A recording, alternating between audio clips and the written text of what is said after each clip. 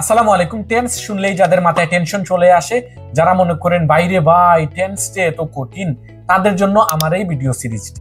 আমরা যে কোনো ভাষায় কথা বলার সময় মোর দেন 80 to 90% সেন্টেন্স আমরা সরাসরি টেন্স থেকে ব্যবহার করি, কিন্তু তারপরও কেন জানি আমরা এই টেন্সের মতো সহজ এই বিষয়টাকে আমরা বুঝতে পারি না। এর প্রধান কারণ হচ্ছে আমরা টেন্সকে আমাদের বাস্তব জীবনের কথাবার্তার সাথে মিলিয়ে পড়ি না। আমরা শুধু টেন্সের স্ট্রাকচার এবং সংজ্ঞাকে মুখস্থ করি এবং মুখস্থ করতে করতে ভুলে যাই, এবং ভুলে যেতে যেতে আমরা হালকা হালকা মনে করতে পারি, যার কারণে আমরা ইংরেজি লেখার ক্ষেত্রে কনফিডেন্স পাই না, কথা বলার সময়ও আমরা কনফিডেন্স পাই না। ইংরেজি ভাষা শেখার ক্ষেত্রে টেন্স হচ্ছে খুবই সহজ একটি মাধ্যম।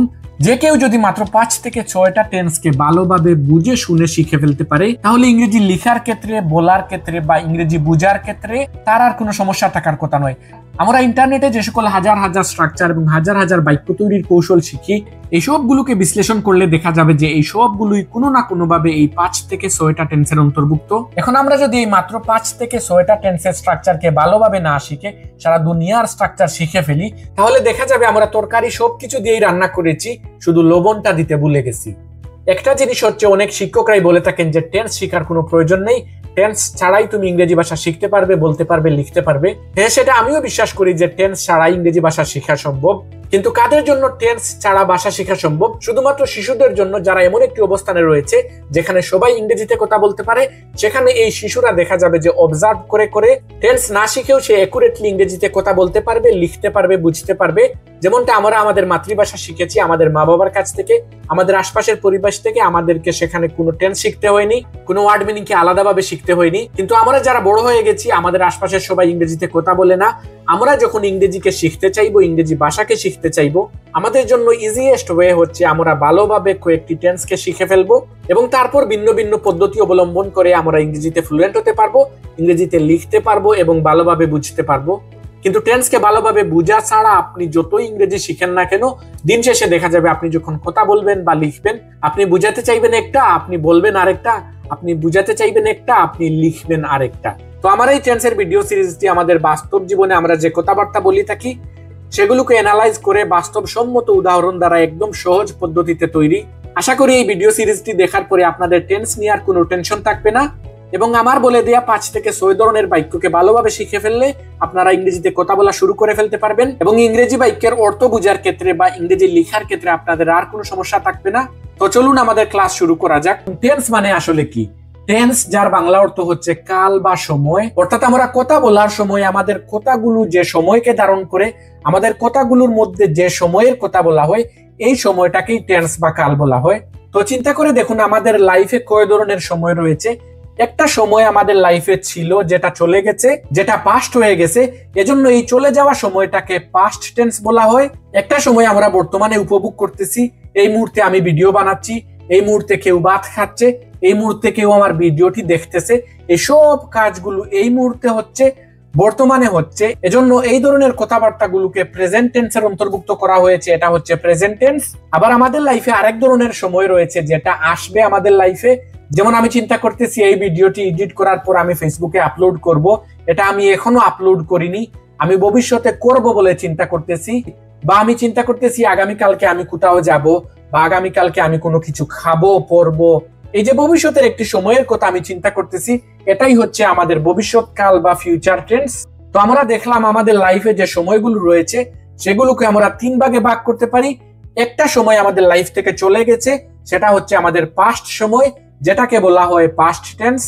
একটা সময় এই মুহূর্তে আমরা কাটাচ্ছি, আমরা উপভোগ করতেছি, যেটাকে বলা হয় প্রেজেন্ট টেন্স। এবং আরেকটি সময়ের কথা আমরা চিন্তা করতেছি যে আমরা পরে এটি করব, সেটি করব, এটি খাবো, সেটি খাবো, এটা হচ্ছে আমাদের ফিউচার টেন্স। তো এই 3 ধরনের টেন্সকে আরো 4 ভাগ করে ভাগ করা হয়েছে। প্রেজেন্ট টেন্সকে 4 ভাগে ভাগ করা হয়েছে, পাস্ট টেন্সকে 4 ভাগে ভাগ করা হয়েছে, ফিউচার টেন্সকে 4 ভাগে ভাগ করা হয়েছে। তো টেন্সগুলোকে যে সকল ভাগে ভাগ করা হয়েছে সেই ভাগের নামগুলোর নাম হচ্ছে সেম। যেমন প্রেজেন্ট টেন্সকে ভাগ করা হয়েছে 4 ভাগে: present indefinite, present continuous, present perfect এবং প্রেজেন্ট পারফেক্ট কন্টিনিউয়াস। পাস্ট টেন্সের ভাগগুলো হচ্ছে past indefinite, past continuous, past perfect এবং পাস্ট পারফেক্ট কন্টিনিউয়াস। ফিউচার টেন্সের ভাগগুলো হচ্ছে future indefinite, future continuous, future perfect এবং ফিউচার পারফেক্ট কন্টিনিউয়াস। তো এই পর্বে আমরা 3 ধরনের টেন্সের শুধুমাত্র ইনডিফিনিট যে প্রকারটি রয়েছে সেটি নিয়ে আলোচনা করব, অর্থাৎ প্রেজেন্ট ইনডিফিনিট, পাস্ট ইনডিফিনিট এবং ফিউচার ইনডিফিনিট নিয়ে আলোচনা করব, যেগুলোকে সিম্পল প্রেজেন্ট, সিম্পল পাস্ট এবং সিম্পল ফিউচারও বলা হয়ে থাকে। ইনডিফিনিট এর অর্থ হচ্ছে সাধারণ, তাই পাস্ট ইনডিফিনিট এর অর্থ হচ্ছে সাধারণ অতীতকাল। তো আমরা সাধারণত অতীতকালে যে সকল কথাবার্তা বলেছিলাম, যে সকল কাজ করেছিলাম, সেগুলোকে আমরা যখন কাউকে বলি তখন আমরা পাস্ট ইনডিফিনিট টেন্সকে ব্যবহার করে থাকি।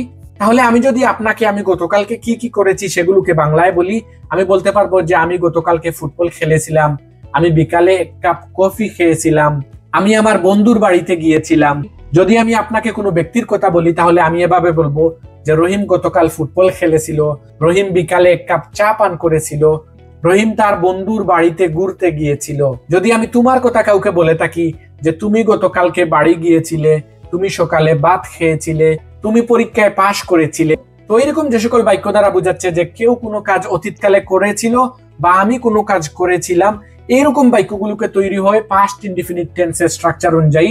পাস্ট ইনডিফিনিট টেন্সকে গঠন করার নিয়ম হচ্ছে আমরা প্রথমে সাবজেক্ট নিয়ে আসব এবং তারপর ভার্বের সেকেন্ড ফর্ম, ভার্বের পাস্ট ফর্ম। আমরা জানি যে কোনো ভার্বের তিনটি ফর্ম রয়েছে, একটি প্রেজেন্ট ফর্ম, একটি পাস্ট ফর্ম, একটি হচ্ছে পাস্ট পার্টিসিপল ফর্ম। তো পাস্ট ইনডিফিনিট টেন্সে আমরা সব সময় ভার্বের সেকেন্ড ফর্মটা ব্যবহার করে থাকি। যেমন আমি যদি বলতে চাই যে রহিম গতকালকে ফুটবল খেলেছিল, যেহেতু এটা পাস্ট ইনডিফিনিট টেন্সের অন্তর্ভুক্ত, এজন্য আমি প্রথমে সাবজেক্টকে বাক্যের প্রথমে নিয়ে আসব।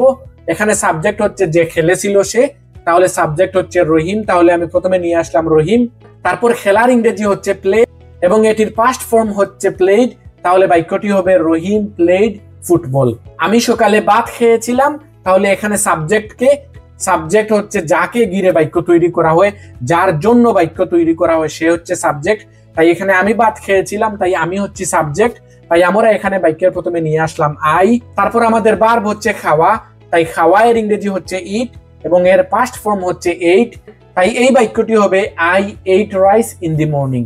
রহিমা পরীক্ষায় পাশ করেছিল, এখানে সাবজেক্ট হচ্ছে রহিমা, তাহলে আমরা বাক্যের প্রথমে নিয়ে আসলাম রহিমা এবং পরীক্ষায় পাশ করার ইংরেজি হচ্ছে পাস এবং এর পাস্ট ফর্ম হচ্ছে পাসড, তাই এই বাক্যটি হবে Rahima passed in the exam. একইভাবে আমার ভাই আমাকে টাকা দিয়েছিলেন, my brother gave me money, সে আমার সাথে কথা বলেছিল, হি টকড টু মি, তারা টিভি দেখেছিল, দে ওয়াচড টিভি। এখন আমরা শিখবো প্রেজেন্ট ইনডিফিনিট। তো প্রেজেন্ট ইনডিফিনিট এর অর্থ হচ্ছে সাধারণ বর্তমান, এজন্য সাধারণত বর্তমান কালে কেউ কোনো কাজ করে এইরকম অর্থে বাক্য তৈরি করার সময় আমরা প্রেজেন্ট ইনডিফিনিট টেন্সের স্ট্রাকচার ব্যবহার করব।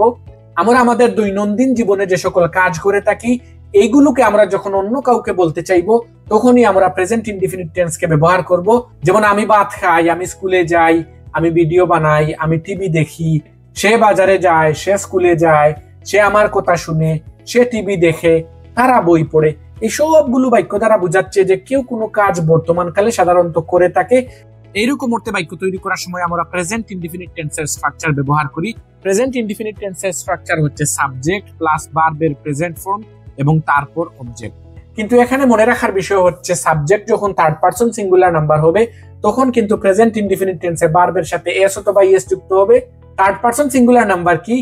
আই এবং ইউ ছাড়া পৃথিবীতে যত সিঙ্গুলার সাবজেক্ট রয়েছে, যে কোনো ব্যক্তির নাম, বস্তুর নাম, যে কোনো টপিকের নাম অথবা তাদের প্রোনাউন যেগুলো দ্বারা একটি বা একজন বোঝাচ্ছে, এসবগুলোই হচ্ছে থার্ড পারসন সিঙ্গুলার নাম্বার।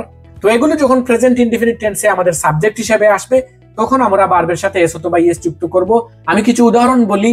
আমি বিকালে ফুটবল খেলি, এখানে কার কথা বলা হচ্ছে? আমার কথা বলা হচ্ছে যে আমি ফুটবল খেলি। তাই আমরা যদি এটার ইংরেজি করি তাহলে প্রথমে আসবে আই, তারপর আমাদের ভার্ব হচ্ছে খেলা, আমরা জানি খেলার ইংরেজি হচ্ছে প্লে এবং যেহেতু এটা প্রেজেন্ট ইনডিফিনিট এজন্য প্লে অপরিবর্তিত থাকবে, তাই এটি হবে I play football in the afternoon. তারা রাতে ভাত খায়, এখানে কাদের কথা বলা হচ্ছে?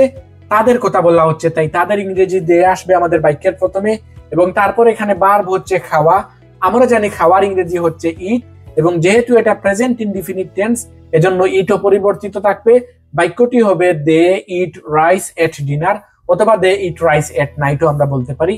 আমরা সকালে চা পান করি, আমরা যদি এই বাক্যটাকে এখানে ট্রান্সলেশন করি, এখানে প্রথমে সাবজেক্ট আসবে, এখানে সাবজেক্ট হচ্ছে আমরা, তাই আমরার ইংরেজি উই আসলো বাক্যের প্রথমে এবং তারপর ভার্ব আসবে, এখানে ভার্ব হচ্ছে চা পান করা, আমরা জানি চা পান করার ইংরেজি আমরা ড্রিঙ্ক বলতে পারি, তাহলে বাক্যটি হবে we drink tea in the morning. আবার আমরা যদি বলতে চাই যে রাহাত বিকালে ফুটবল খেলে, এখানে রাহাত কিন্তু থার্ড পারসন সিঙ্গুলার নাম্বার, কারণ রাহাত দ্বারা একজন বুঝাচ্ছে এবং যেহেতু এটা আমি এবং তুমি ছাড়া অন্য কোনো একজন ব্যক্তি, এজন্য এটা থার্ড পারসন সিঙ্গুলার নাম্বার। তাই আমরা ভার্বের সাথে এস অথবা ইএস যুক্ত করে দিব। তাহলে বাক্যটি হবে Rahat plays football in the afternoon. Rahat আমাকে স্কুলে যাওয়ার কথা বলে, Rahat tells me to go to school. Nehal কঠোর পরিশ্রম করে, নেহাল ওয়ার্কস হার্ড। হুমায়রা আমার কথা শুনে, হুমায়রা লিসেন্স টু মি। এবং ফিউচার ইনডিফিনিটের অর্থ হচ্ছে সাধারণ ভবিষ্যৎ। তো সাধারণত ভবিষ্যৎকালে কেউ কোনো কাজ করবে অর্থে বাক্য তৈরি করার সময় আমরা ফিউচার ইনডিফিনিট টেন্সকে ব্যবহার করি। যেমন আমরা যদি বলতে চাই সে ভাত খাবে, আমি স্কুলে যাব, মা রান্না করবেন, আমি মনে করি রহিম পরীক্ষায় পাশ করবে, রহিমা রাতে টিভি দেখবে, মা আমাদের জন্য রান্না করবেন। এই যে সকল বাক্য দ্বারা বোঝাচ্ছে যে কেউ কোনো কাজ করবে, অর্থাৎ ভবিষ্যৎকালে কেউ কোনো কাজ করবে, এই অর্থে বাক্য তৈরি করার সময় আমরা ফিউচার ইনডিফিনিট টেন্সকে ব্যবহার করি। তো ফিউচার ইনডিফিনিট টেন্সের স্ট্রাকচার হচ্ছে subject plus shell will plus ভার্বের প্রেজেন্ট ফর্ম। তাহলে আমি কিছু উদাহরণ বলি এবং সেগুলো ট্রান্সলেশন করি। রহিম বিকালে ফুটবল খেলবে, Rahim will play football in the afternoon. আমি স্কুলে যাব, I will go to school. Nehal আমাকে টাকা দিবে, Nehal will give me money. মা আমাদের জন্য রান্না করবেন, mother will cook for us. আমি পরীক্ষায় পাশ করব, I will pass in the exam. তারা আমার কথা শুনবে, they will listen to me. সে আমাদের সাথে কথা বলবে, he will talk to me. আমি কঠোর পরিশ্রম করব, আই উইল ওয়ার্ক হার্ড। তো আজকের ভিডিওতে আমরা শিখলাম টেন্স অর্থ হচ্ছে কাল অর্থাৎ সময়। আমরা কথা বলার সময় আমাদের বাক্যগুলো যে সময়ের কথা বলে সেটাকেই টেন্স বলা হয়। এবং টেন্স হচ্ছে প্রধানত তিন প্রকার: present tense, past tense, future tense. Present অর্থ হচ্ছে বর্তমান, তাই বর্তমান কালে কেউ কোনো কাজ করে বা করতেছে অর্থে আমরা প্রেজেন্ট টেন্স ব্যবহার করি। পাস্ট অর্থ হচ্ছে অতীত, তাই অতীতকালে আমরা যে সকল কাজ করেছিলাম সেগুলো আমরা যখন কাউকে বলি তখন আমরা যে ধরনের বাক্য গঠন করি সেগুলোই হচ্ছে পাস্ট টেন্সের অন্তর্ভুক্ত। এবং এই মুহূর্তের পরে আমরা যে সকল কাজ করব, অর্থাৎ ভবিষ্যৎকালে যে কোনো সময় আমরা যে সকল কাজ করব সেগুলোকে যখন আমরা বলি তখন আমরা যে ধরনের বাক্য গঠন করি সেগুলো হচ্ছে ফিউচার টেন্স। এবং এই তিন ধরনের টেন্সের আরো 4টি করে প্রকার রয়েছে: ইনডিফিনিট, কন্টিনিউয়াস, পারফেক্ট এবং পারফেক্ট কন্টিনিউয়াস। আজকের এই পর্বে আমরা তিন ধরনের টেন্সের শুধুমাত্র ইনডিফিনিট যে প্রকারটি রয়েছে সেটি শিখেছি। প্রেজেন্ট ইনডিফিনিট, যার অর্থ হচ্ছে সাধারণ বর্তমান, অর্থাৎ বর্তমানকালে কেউ কোনো কাজ করে বা আমি কোনো কাজ করি অর্থে আমরা যখন বাক্য গঠন করি তখন আমরা প্রেজেন্ট ইনডিফিনিট টেন্সকে ব্যবহার করি। প্রেজেন্ট ইনডিফিনিট টেন্সের গঠন হচ্ছে সাবজেক্ট, তারপর ভার্বের প্রেজেন্ট ফর্ম, তারপর অবজেক্ট। তবে সাবজেক্ট যখন থার্ড পারসন সিঙ্গুলার নাম্বার হয় তখন আমরা ভার্বের সাথে এস অথবা ইএস যুক্ত করি। থার্ড পারসন সিঙ্গুলার নাম্বার হচ্ছে আমি বা তুমি ছাড়া পৃথিবীর যত সিঙ্গুলার সাবজেক্ট রয়েছে, যতগুলো ওয়ার্ড দ্বারা একজন ব্যক্তি বা একটি বস্তু বোঝাচ্ছে, এসবই হচ্ছে থার্ড পারসন সিঙ্গুলার নাম্বার। এবং সাধারণত অতীতকালে কোনো কাজ হয়েছিল, কেউ করেছিল, গিয়েছিল, খেয়েছিল, এরকম অর্থে বাক্য তৈরি করার সময় আমরা পাস্ট ইনডিফিনিট টেন্সকে ব্যবহার করি। পাস্ট ইনডিফিনিট টেন্সের স্ট্রাকচার হচ্ছে সাবজেক্ট প্লাস ভার্বের সেকেন্ড ফর্ম এবং তারপর অবজেক্ট। ফিউচার ইনডিফিনিট অর্থ হচ্ছে সাধারণ ভবিষ্যৎ, অর্থাৎ সাধারণত ভবিষ্যৎকালে কেউ কোনো কাজ করবে বা আমি কোনো কাজ করবে অর্থে আমরা যখন বাক্য তৈরি করি তখন আমরা ফিউচার ইনডিফিনিট টেন্সকে ব্যবহার করি। ফিউচার ইনডিফিনিট টেন্সের স্ট্রাকচার হচ্ছে subject plus shell will plus verb one. তো আশা করি আপনারা বুঝতে পারেননি, আশা করি আপনারা বুঝতে পেরেছেন। যদি না বুঝে থাকেন তাহলে প্লিজ ভিডিওটি প্রথম থেকে আবার দেখে আসেন এবং প্রতিটি উদাহরণকে নিয়ে চিন্তা করেন এবং এই ধরনের আরো বাক্য নিজে নিজে তৈরি করেন, তাহলে বিষয়টি আপনাদের কাছে আরো বেশি পরিষ্কার হয়ে যাবে। Thanks for watching, see you in the next video.